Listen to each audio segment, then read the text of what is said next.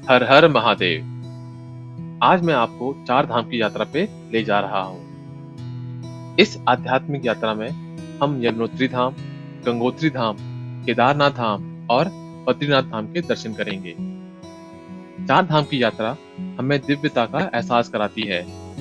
ये यात्रा एक भक्ति और समर्पण की पवित्र यात्रा है, जो हमारे जीवन में स्थायी छाप छोड़ती है। तो चलिए जुड़ जाइए मेरे साथ इस अलौकिक यात्रा में, हर हर महादेव और जय श्री बद्री विशाल का नाम लेके।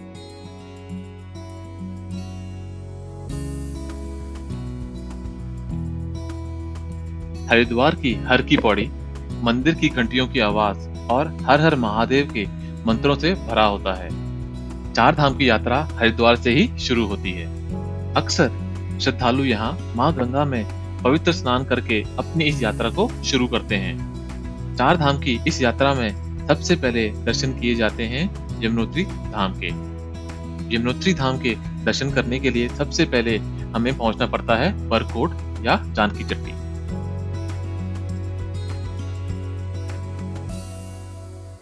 डे 1 हम लोग हरिद्वार से जाएंगे बरकोट।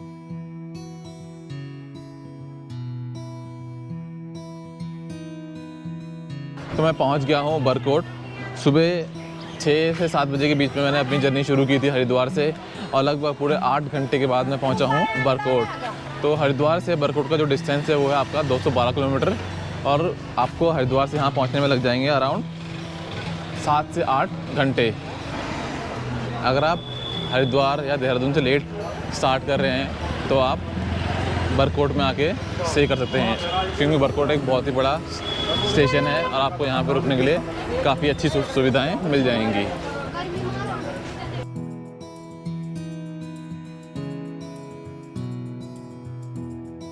अर्ली मॉर्निंग ब्रेकफास्ट करके हमें जाना है बरकोट से जानकी चट्टी। बरकोट से जानकी चट्टी ऑलमोस्ट 45 किलोमीटर दूर है। आप बरकोट से शेयरिंग जीप करके जानकी चट्टी जा सकते हैं। ये डिस्टेंस ऑलमोस्ट 3 आवर में कवर होगा। जानकी चट्टी से आपको 5 से 6 किलोमीटर की पैदल यात्रा शुरू करनी है यमुनोत्री धाम की। तो चलिए जय माँ यमुना बोल के अपनी इस यात्रा को शुरू करते हैं। यमुना मैया की जय। तो ये देखिए, ये हम पहुंच गए हैं यमुना मैया के जो पैदल यात्रा है उसके मेन गेट की तरफ। तो अराउंड मैंने 3 किलोमीटर का ट्रैक कवर कर लिया है। जो ये 3 किलोमीटर का ट्रैक था वो बिल्कुल ही पक्का रास्ता है। रास्ते में मुझे कोई भी लैंडस्लाइड नहीं मिली है। तो अगर आप आ रहे हैं तो पहले के 3 किलोमीटर तो बिल्कुल ही सही है। थोड़ी चढ़ाई है आपकी, थोड़ी स्टीप चढ़ाई है, वहाँ पे आपको चढ़ने में थोड़ी सी मुश्किल होगी, बट वो रास्ता भी बिल्कुल ही पक्का है। तो यहाँ से अब बचे हैं हमारे 2 किलोमीटर, जो आपका आखिरी का 1 से 1.5 किलोमीटर का स्ट्रेच है, रास्ता है, वो थोड़ा सा मुश्किल है। चढ़ाई थोड़ा ज़्यादा ही स्टीप है, तो अब यहाँ पे थोड़ा आराम आराम से चलिएगा।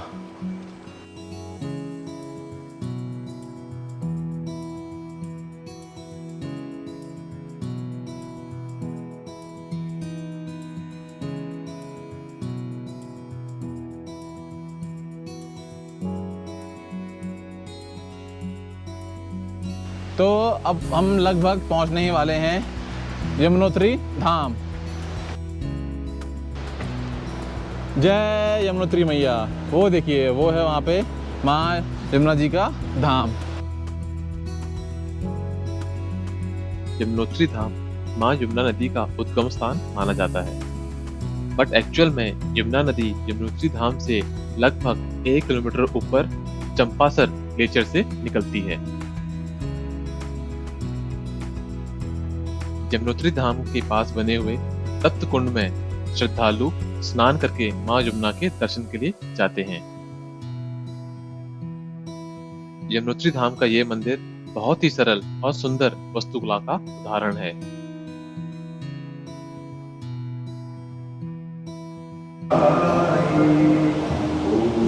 यमुना मैया की जय।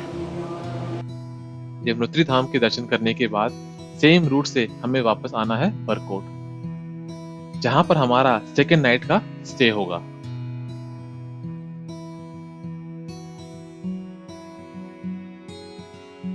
आज के दिन हमें बरकोट से जाना है गंगोत्री धाम, उत्तरकाशी होते हुए। बरकोट से उत्तरकाशी ऑलमोस्ट 85 किलोमीटर दूर है और आप यहाँ पे शेयरिंग जीप से 3 से 4 घंटे में पहुंच जाएंगे। आप आज रात यहाँ पे स्टे भी कर सकते हैं या फिर आप यहाँ से शेयरिंग जीप पकड़ के गंगोत्री धाम भी जा सकते हैं। उत्तरकाशी से गंगोत्री धाम अराउंड 100 किलोमीटर दूर है। उत्तरकाशी के बस स्टैंड से आपको शेयरिंग जीप 3 से 4 घंटे में गंगोत्री पहुंचा देगी। तो मैं पहुंच गया हूं गंगोत्री धाम। गंगोत्री पहुंचकर आप अपने होटल रूम में चेक इन करने के बाद गंगोत्री धाम के दर्शन करने और शाम की आरती देखने के लिए जा सकते हैं। यह है माँ गंगा का बहुत ही सुंदर मंदिर। तो जोर से बोलिए, गंगा मैया की जय।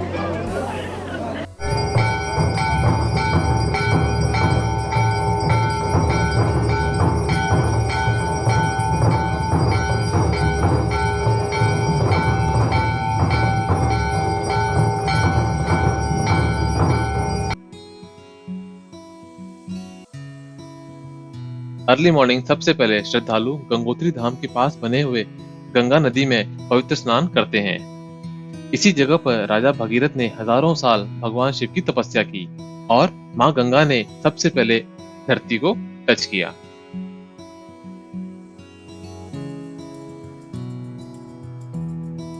पवित्र स्नान करने के बाद श्रद्धालु गंगोत्री धाम में मां गंगा के दर्शन करने के लिए जाते हैं।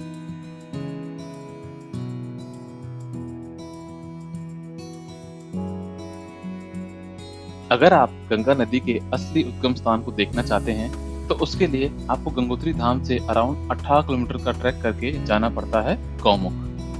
गौमुख जाने के लिए आपके पास गौमुख ट्रैक का परमिट होना जरूरी है। ये परमिट आप ऑनलाइन या ऑफलाइन भी ले सकते हैं। ऑफलाइन परमिट आप गंगोत्री जीप स्टैंड के पास बने हुए फॉरेस्ट डिपार्टमेंट के ऑफिस से ले सकते हैं। अगर आप ये ट्रैक भी करना चाहते हैं तो इसके लिए आप कम से कम 2 दिन एक्स्ट्रा अपने ट्रिप में ऐड कर लीजिएगा। मैंने गौमुख ट्रैक का एक अलग से डिटेल वीडियो बनाया है जिसमें मैंने ट्रैक से जुड़ी सारी इन्फॉर्मेशन डिटेल में शेयर की है। आप ऊपर बने हुए आई बटन को क्लिक करके गौमुख ट्रैक का वीडियो भी देख सकते हैं।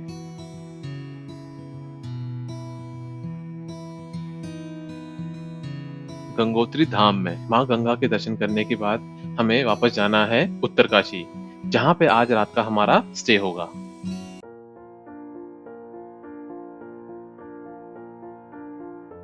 आज के दिन हमें जाना है उत्तरकाशी से सोनप्रयाग। आज का दिन हमारा सिर्फ ट्रेवल में ही निकलने वाला है। उत्तरकाशी से सोनप्रयाग का डिस्टेंस ऑलमोस्ट 200 किलोमीटर है। इस डिस्टेंस को कवर करने में आपको ऑलमोस्ट लग जाएंगे 8 से 10 घंटे। जय भोले जय केदार। तो मैं पहुंच गया हूं अब सोनप्रयाग। सोनप्रयाग में पहुंचने के बाद अब मैं यहां से एक शेयर टैक्सी करके जाऊंगा गौरीकुंड। तो ये है आपकी सोनप्रयाग की मार्केट। अगर आप सोनप्रयाग में रुकना चाहते हैं तो आपको यहाँ पे होटल की व्यवस्था भी मिल जाएगी।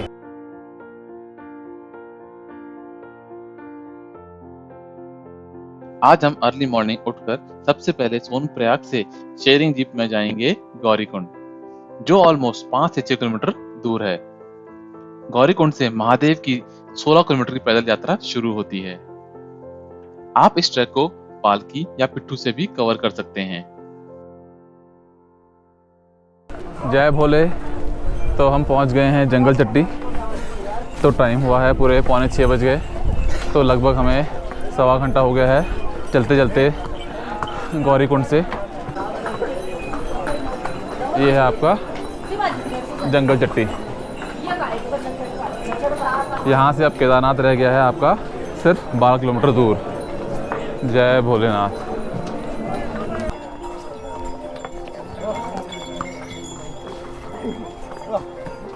तो आप सामने जो देख रहे हैं ये है आपका लिंचौली। और अगर आपको कभी केदारनाथ के बेस कैंप में जगह नहीं मिल रही रात को रुकने के लिए तो आप यहाँ पे आके भी रूम ले सकते हैं।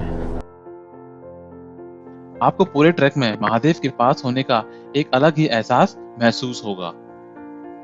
अगर आप ये यात्रा पैदल कर रहे हैं तो सच मानिए आप ये यात्रा अपनी जिंदगी भर याद रखेंगे। अगर आप अर्ली मॉर्निंग अपना ट्रैक शुरू कर देते हैं तो आप केदारनाथ दिन और शाम के बीच में पहुंच जाएंगे। यहाँ आप अपना रूम और टेंट ले सकते हैं और शाम को बाबा केदार के दर्शनों के लिए जा सकते हैं। बाबा केदार का ये मंदिर पहाड़ों के बीच में बनाया हुआ है। यहाँ आकर मन को एक अलग ही शांति का अनुभव होता है। भोलेनाथ के दर्शन करने के बाद आज की नाइट आपको यहीं पे स्टे करनी है।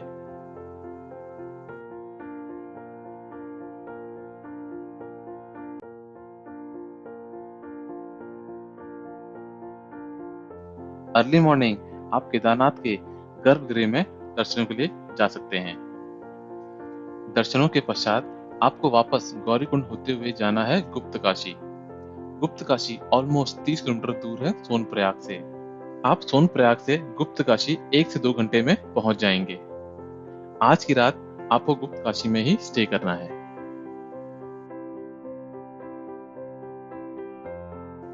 आज हमें जाना है गुप्त काशी से बद्रीनाथ जोशीमठ होते हुए। गुप्त काशी से बद्रीनाथ ऑलमोस्ट 200 किलोमीटर दूर है और इस डिस्टेंस को कवर करने में लग जाएंगे 6 से 8 घंटे।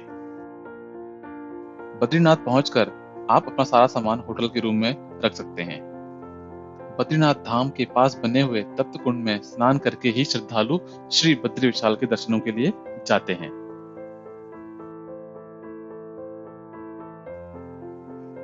बद्रीनाथ धाम को दूसरा बैकुंठ धाम भी कहा जाता है।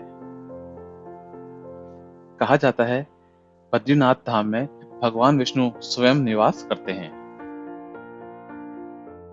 बद्रीनाथ का ये धाम उत्तराखंड के 4 धामों में से एक होने के साथ साथ भगवान विष्णु के बड़े 4 धामों में से भी एक है। बड़े 4 धाम हैं द्वारकाधीश, रामेश्वरम, जगन्नाथपुरी और बद्रीनाथ धाम। रात के समय बद्रीनाथ धाम को लाइटों से बहुत ही अच्छी तरह से सजाया जाता है। भगवान विष्णु के बद्रीनाथ में दर्शन करके हमारी 4 धाम की यात्रा संपूर्ण हुई।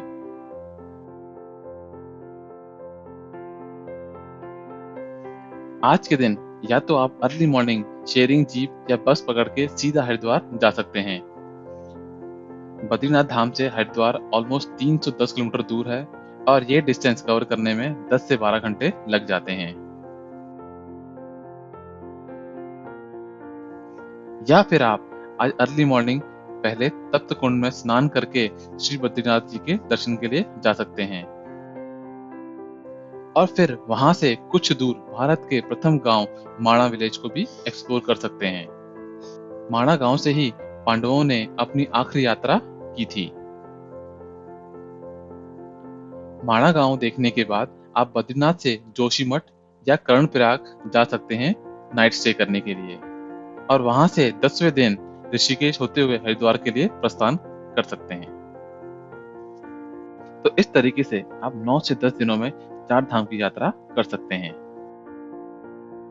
4 धाम की यात्रा सिर्फ एक सफर नहीं है, बल्कि यह हमारी आस्था और समर्पण की तीर्थ यात्रा है।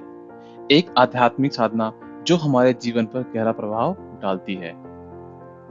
आप कमेंट करके जरूर बताइएगा कि आपके लिए इस यात्रा के क्या महत्व है। जय बद्री विशाल, हर हर महादेव।